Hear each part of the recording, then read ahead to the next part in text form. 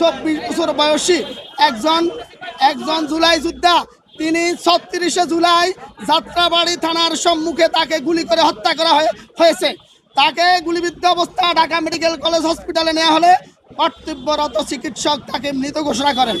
এই মামলায় আজকে এজাহার নামীয় 11 নম্বর আসামিকে এই আদালতে জনাব ফারজানা বাসারের আদালতে উপস্থাপন করা হয়। মাননীয় আদালত উভয় পক্ষের বক্তব্য শ্রবণান্তে এই আসামিকে 7 দিনের রিমান্ড প্রার্থনা করলে আসামিকে 5 দিনের রিমান্ড মঞ্জুর করেন। এই আসামির পরিচয় হচ্ছে, ওনার নাম তৌহিদ উদ্দিন। তিনি ইউটিউবার এবং টিকটকার। তিনি তৌহিদ আফ্রিদি নামে পরিচিত। তার বাবা এই মামলার 22 নম্বরে ঝান্ডাবীয় আসামি।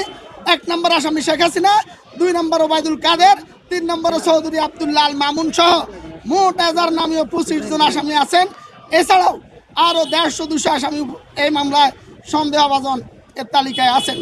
আমরা রাষ্ট্রপক্ষে বলেছি, মাননীয় আদালত তারা যে অ্যাফিডাভিটটা দিয়েছে আদালতে, ফৌজদারি কার্যবিধির কোনো সেকশনে এই অ্যাফিডাভিট কখনো রায় করে না।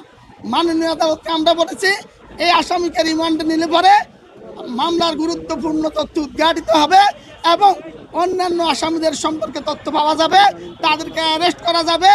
মামলায় কারা অর্থ যোগানদাতা, কারা অস্ত্র যোগানদাতা এবং কাদের নির্দেশে সে এই হারুনের সাথে, ডিবি হারুনের সাথে ঐক্যবদ্ধভাবে এই বৈষম্য বিরোধী আন্দোলনকারী নেতৃবৃন্দুকে আটক করা, তাদেরকে রাষ্ট্রদ্রোহী মামলায় দেওয়া এবং তাদেরকে গলা কেটে হত্যার হুমকি দিয়েছে। এই সমস্ত বিষয় আমরা আলোচনা করার পর মাননীয় আদালত সন্তুষ্ট হয়ে 5 দিনের রিমান্ড মঞ্জুর করেন। ধন্যবাদ।